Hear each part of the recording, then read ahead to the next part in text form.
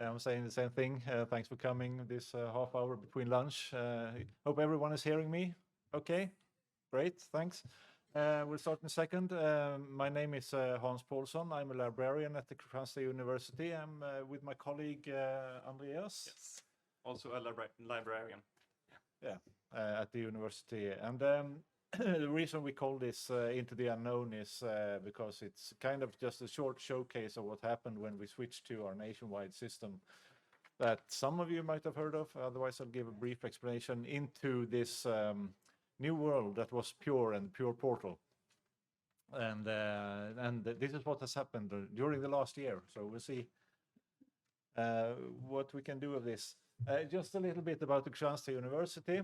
We're quite a small university in the south of Sweden. We're quite close to Lund University, and we're about an hour and 15 minutes by train to Copenhagen, just so you get a picture of where it is. It's 2,000 kilometers to the north, so it's much closer for us to the Mediterranean than it is to the polar bears, because that's what you get still. It's a polytechnic university, and we focus mainly on education of teacher students. We are very strong in nursing and also a lot of economics. And of course also a lot, but those are the main areas. We have about 14,000 students and 500 staff. I saw another presentation from Manchester where they had, I think, 16,000 students and 2,500 staff. I was a bit surprised about that. Of course, it's difference. We have been a Pure institution since 2021. We launched the portal in December 21. And we have right now 250 researchers, which means that more than half of the teaching staff is also involved in some way in research and publishing articles, which is kind of interesting. We couldn't get that picture before. I hope it's switched that one, yes. So we used to be a part in a Swedish consortia, which is called DIVA, and you can translate it to Digital Scientific Archive. I think we were members from 2009 until 2021. Like I mentioned, it's a consortia which is quite common in Sweden. 50 members that develop and drive this tool, DIVA.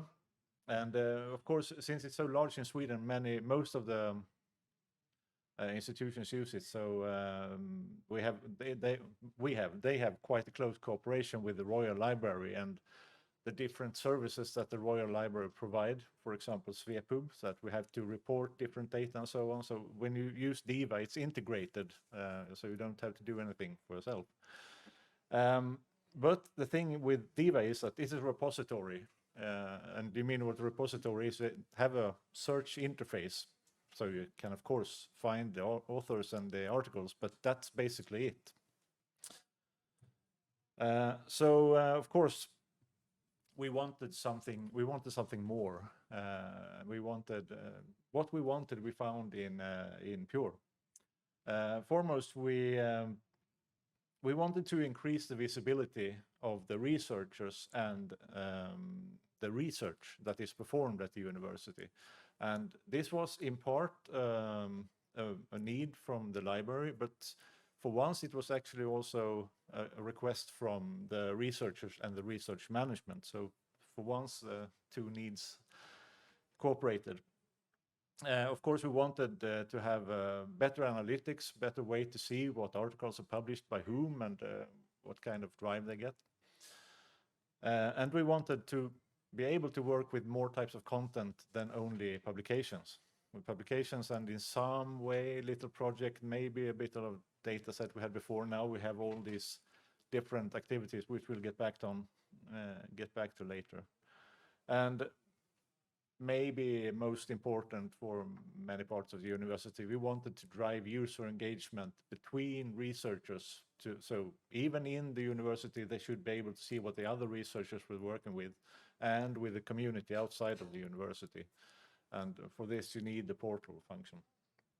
So this is just a basic background. I'll step back, Andreas.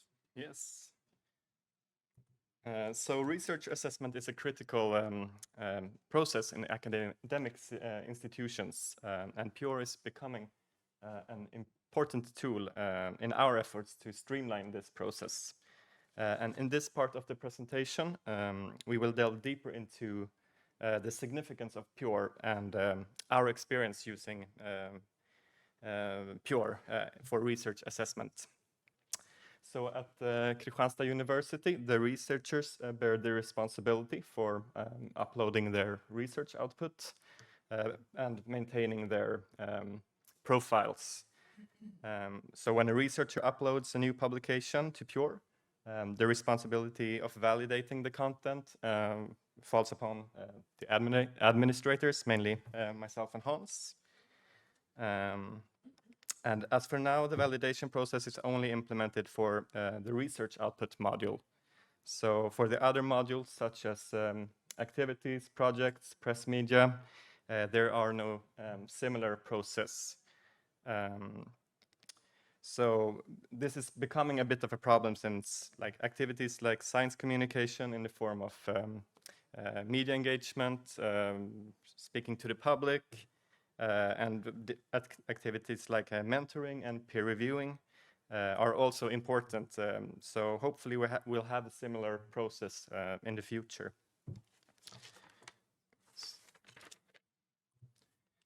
So let's talk about the topic for this presentation, namely research assessment. So at the university, the researchers can apply for extra research time. This application is for researchers who want to apply for more research time than they are guaranteed. And the application is based on a 3-year period. This year there was 92 applicants, and a total of 37 was awarded with extra research time. So in the past, the application was done manually, primarily through forms that the researchers had to complete. And these forms consisted of information about number of articles, book chapters, and conference papers and so on they have published, as well as different research-related activities such as conference presentations, presentations for the public, and so on. And as you can imagine, this process was both time-consuming, and it was also difficult to ensure the quality of the applications. So in an attempt to streamline this process, the university management looked at Pure as a potential resource that would allow us to ensure better quality, and while also making it easier for the administrative personnel as well as the researchers. So to ensure the quality of the data, we have set a deadline for the researchers for when the research and research-related publications and activities were supposed to be registered in Pure. And after the deadline, the research coordinator used the report system in Pure to compile all the data. And this was then extracted to an Excel file that contained additional data regarding, for example, how much research time the research had during the period. So, and here we have a screenshot of the report. So it's quite small, so I guess you can't see, but in the left row we have the researchers, and in the columns we have the different criteria. So in the first columns we have supervision, then we have publications such as monographs, articles, proceedings. It's in Swedish. Yeah, it's in Swedish, so yeah. It's difficult to know. But this is what it looks like in Pure. So yes, and transition to this new research assessment process has not been without its challenges. So one of the initial hurdles we encountered was motivating the researchers to actively update their profiles, uploading their publications and activities and so on. And of course, many researchers initially find this time-consuming and hard because it was, for many, a new system. However, as time progressed, we have witnessed a significant increase in engagement. Researchers have not only been uploading publication, but have also been starting to uploading a wider array of activities and media appearances. And many of researchers, of course, want to use Pure as a portal to or platform to showcase their research, including research conducted at other universities. And this is getting to a point where it's actually starting to be a bit of a problem, since it's only me and Hans who validating the posts. So this is something I think we need to work on to have to find the balance where we can meet the researchers' demands, but also have a it should also be possible for us to validate all the posts. And another challenge we encountered concerns conference publications, since they are very complex in their nature. These publications often present issues of duplication and incomplete metadata. So, and despite some improvements, I think this remains an area of concern. For example, it isn't really clear how we should count the publications, since you can register an oral presentation, abstract, paper, and so on from the same conference. And since these posts rarely contain a full text or a PDF, it's hard to validate these posts. So this year I actually did a manual review of the conference category to just identify duplicates. Then we have the problem of how to view certain types of publications. Some researchers have a specific idea how a research output should be categorized. For instance, some may consider a conference paper to be a journal article, while we in the library may classify it differently. And there's also a problem of communication. So since we in the library may use a different term for a publication than the research management or the researchers. So I don't know how many hours we spent trying to define the term monographs. We had long discussions about that. And I'm still not sure if we came to a conclusion. And this hasn't been a significant issue in the past, but since the shift towards this new research assessment process, it has become clear that this is something we need to discuss and keep work on. And the fourth point I've already mentioned or touched upon briefly, it's namely the bad metadata. So, for example, sometimes the researchers import all their publication history through EndNote or maybe PubMed, and they just click OK. So, and then we get a lot of bad metadata that we have to solve, basically. With that, I leave it to Hans to. Okay. Thanks. So this process was quite time-consuming, but we also had main benefits resulting from it. Like I said, we launched our installation of Pure in December 2021. So 2022 was kind of the year that we in the administration in the library got to learn it, and we had some researchers who used it. And yes, we used it for the annual review in 2023, but in this year when we started this criteria work that we call it, it really kind of exploded. But of course, this is very positive. Like Andreas explained, we have an improved understanding of the system, not only in the library and research administrative staff, but also among the researcher. And that is, it's quite nice to see that finally happened. Because we had an implementation manager, of course, when we switched from our system to Pure.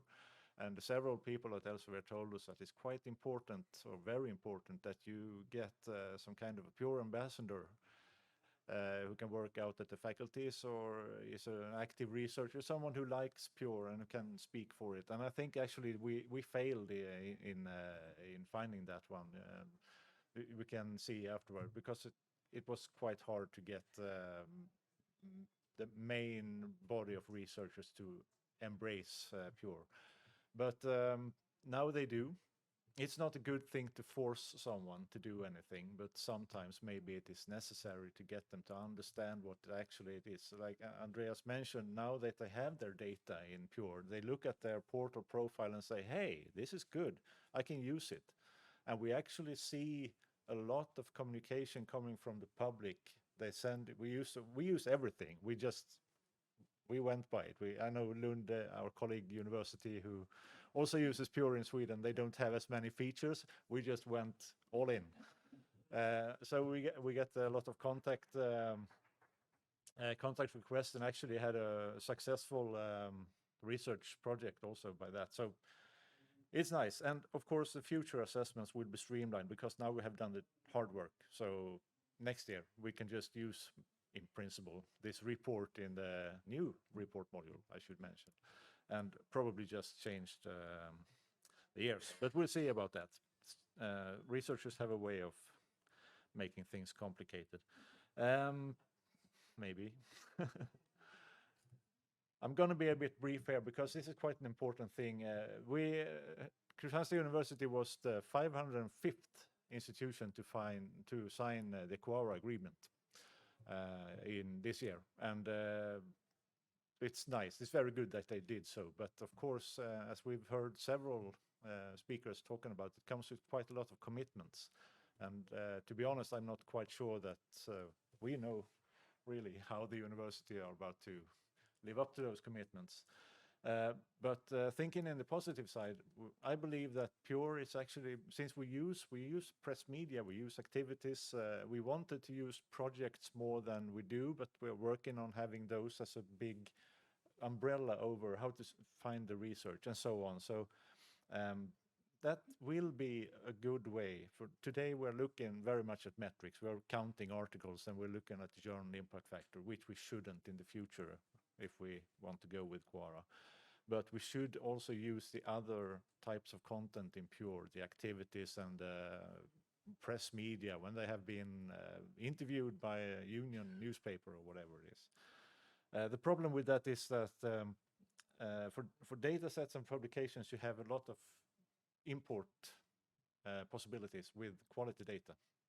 And several other speakers here at the conference have mentioned this, that of course it's hard to get same quality on every type of data in Pure, but both we and Elsevier should be working on better way of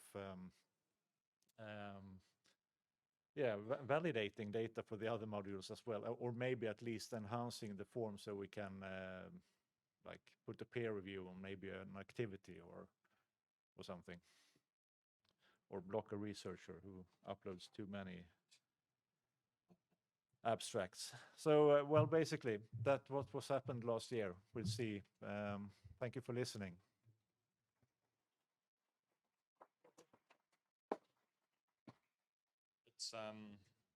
It's great to hear what you've done. I think it's that you jumped in the deep end of the pool. It sounds like you've survived. It's one. It gets a bit scary at first, but and obviously there is a degree of change is not always embraced. We know by the wider community, so it does take a while for these things to come in. But it sounds like it's on the right path now, and I look forward to seeing how it goes next year. So, any other comments? Yep, question.